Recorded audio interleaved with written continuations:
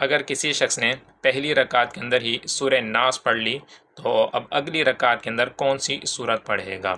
تو یاد رہے کہ اگر کسی شخص نے پہلی رکعت کے اندر ہی سورہ ناس پڑھ لی تو اب اس کے لیے شرعی حکم یہ ہے کہ وہ اگلی رکعتوں کے اندر بھی سورہ ناس ہی پڑھے،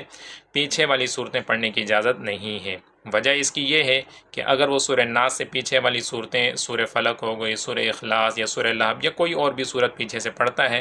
تو یہ قرآن پاک کو الٹا پڑھنا کہلائے گا، اور قرآن پاک کو الٹا پڑھنا مکروہ تحریمی، ناجائز اور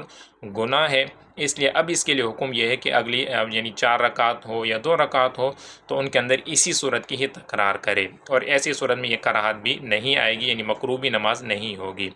وہ اس لیے کہ اگر بغیر عذر کے قصداً صورت کا تکرار کیا جائے تو یہ مکروہ ہوتا ہے، البتہ اگر بغیر قصد کے جو تکرار ہو جائے یا عذر کی وجہ سے وہ ہو جائے تو پھر ایسی صورت میں نماز مکروہ نہیں ہوتی۔ عذر کی 3 صورتیں علماء کرام نے بیان کی ہیں۔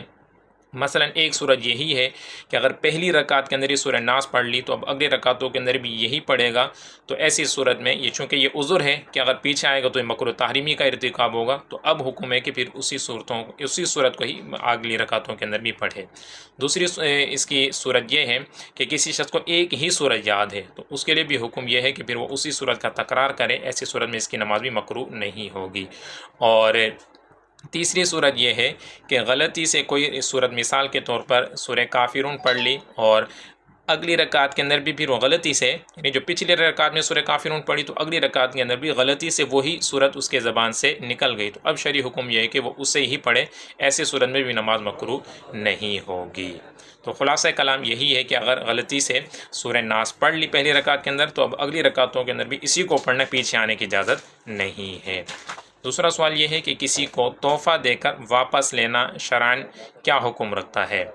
تو یاد رہے کہ اگر کسی شخص کو آپ نے تحفہ دیا اور تحفے پر اس نے قبضہ کر لیا